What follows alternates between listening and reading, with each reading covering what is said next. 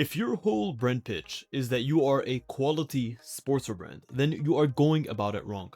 Quality is not what differentiates you from your competition. Quality is essential, but if your focus is just on quality, what's going to happen is that you are going to become commoditized by the rest of the quality brands out there. Quality can ultimately build up trust and it can build up repeat customer behavior, but ultimately it does not encourage customers to take the first step towards you, and it does not encourage customers when comparing you to your competition to come back time and time again. Why is this? Because quality in and of itself can be quite an abstract term. What people want is a position. It's brand positioning and what you stand for that ultimately help you to grab the attention of your customer base. So in today's episode, I'm going to show you why approaching building an activewear brand from a quality first standpoint is actually counterintuitive, and what you can do to actually make quality work for you, not you work for quality. Without further ado, let's get right into it. My name is Shadi. I'm the co-founder and creative director of FittDesign. And over the last 10 years, we have helped literally thousands of brands go from an idea to a physical product. And I've learned a thing or two about what it takes to penetrate the market as a startup brand and go beyond just the abstract notion of quality. So if you're interested in how you can take your brand to the next level, build a strong brand positioning that sets you apart from the competition, and you don't fall into the quality trap that most first-time founders fall into, that this is the episode for you. Number one is that quality ultimately matters, but it does not differentiate you from the competition. Quality is an abstract term, and what someone thinks is quality is going to be different across the board depending on what people actually gravitate towards. For someone, quality might be fit. For another person, quality might be customer service. Quality has a detail to it that depends on who is viewing you. So although it's important, it's not the reason that someone is going to click your ad or your product or click checkout for the first time. Think about it. If you ultimately have 5 different activewear brands and they're all selling black leggings with a great quality fabric that is durable, that is soft, that is sweat wicking, what is it that ultimately differentiates them? It's going to come down to not just quality, but positioning. Because ultimately, better quality sounds like a sound strategy, but in the market, it can ultimately just be a vague claim that is sitting alongside 10 other vague claims. And although quality keeps you in the game, it doesn't get you into the game. So number 2 is, why do most founders fall into this trap?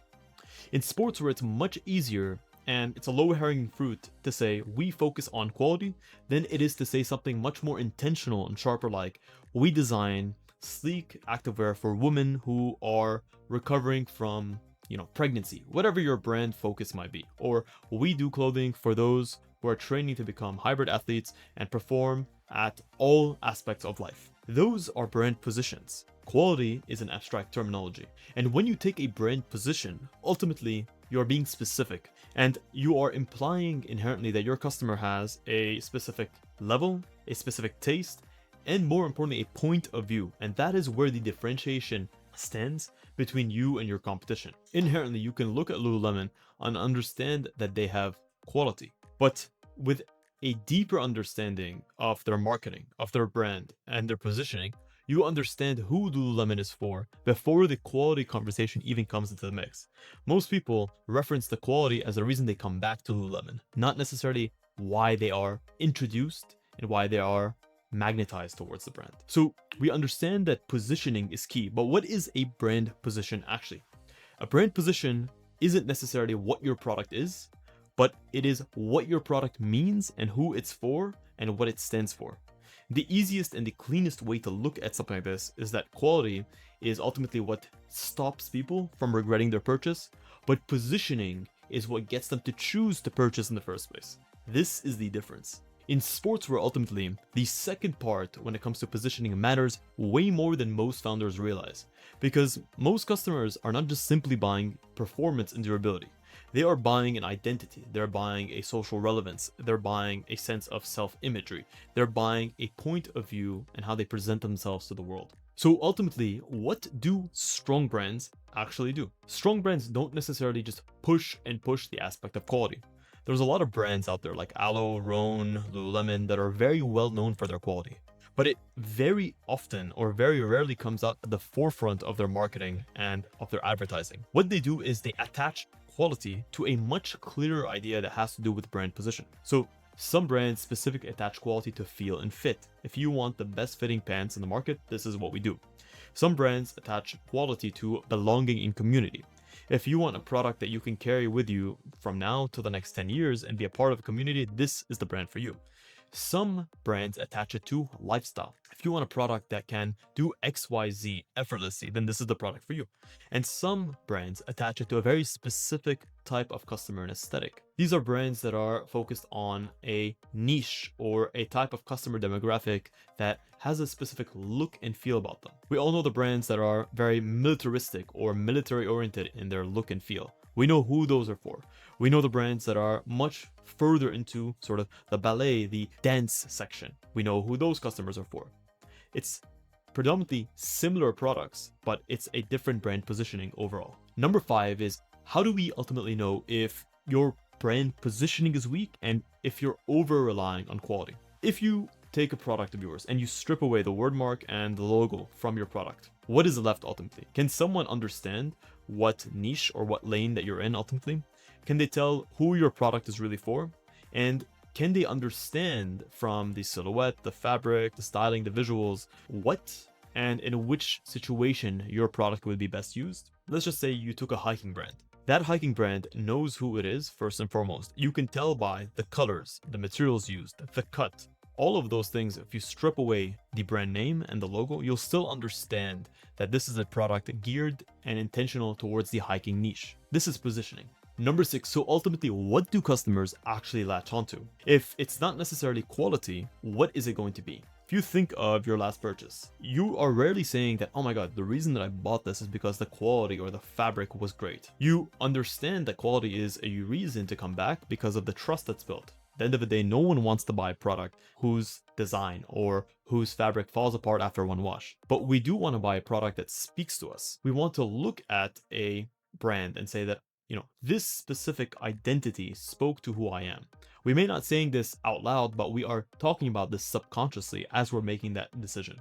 So if you look at the majority of really well-developed brands out there, you'll understand their customers simply by looking at their brand ethos. You can almost imagine the quintessential Lululemon customer simply by closing your eyes and understanding who they stand for and what they stand for. And it's that connection between brand and customer that represents brand positioning. And when you hear customers that really love the brands they purchase from, they're rarely just talking about the quality. They're talking about how the brand makes them feel, what the brand allows them to do, how the brand positions them in their society, in their community, in their tribe, right? The differentiation sounds like almost a feeling or a specific association rather than a generic material claim or quality claim. Number 7, so ultimately, how do we move from quality as a claim to an actual brand position? There's 5 things that we need to answer clearly. First and foremost, we need to know who the brand is really for. And you saying that it's for men and women who are into fitness, although it sounds like brand positioning, it's way too wide. I mean, exactly who is this for? What level of training? What level of fitness? How do they like to spend their time? How do their lifestyles overlap with their training regimen? Do they have any insecurities? Do they have any specific preferences? Second, what do they want beyond the performance of the product? Do they want to ultimately look and feel sharper? Do they want to look cleaner? Do they want their body to seem more sculpted? Do they want a product that is more minimal or more premium or more up to date with the current trends? Third is ultimately, what is the specific product promise that you are promising? Not better quality, but something much more intentional, like, this is the best compression pant on the market without any of the harsh tightness. Or this is the cleanest all-day training tee with a perfect silhouette and a fabric to match. Or this is the most flattering gym set for women who hate over-designed and over-ornamented clothing. Fourth, ultimately, what supports that promise? This is where quality comes back in after you've established the positioning. If your position is clean, premium, fashion-led, sportswear, then your fabric, your fit, and your construction should all match to tell that story consistently. If your position becomes real training, then your fabric has to be durable, has to be stretchy, has to allow for mobility. And if quality becomes believable ultimately, that's only when it's attached to something specific. Because If someone doesn't value the quality that you're bringing because they cannot attach it to an end use, then you're wasting your time on quality. And the easiest example of this is this. Sometimes we have products that are very over-engineered for a specific purpose. Customers may allow that over-engineering to fly right over their heads because they don't understand what the end use of that product is. Number 8, so ultimately, what creates the difference between weak positioning and strong positioning? I'll give you guys 2 examples. Weak positioning might be something along the lines of, we create high quality activewear designed for fit and comfort, or performance and comfort. Good starting point, but very generic and very bland. You might say something that is a bit stronger, that you might say, we design minimal, body flattering training sets for women who want to look and feel sharp in and out of the gym. You're giving context on what the product is, what characteristics define it, and you're giving more context on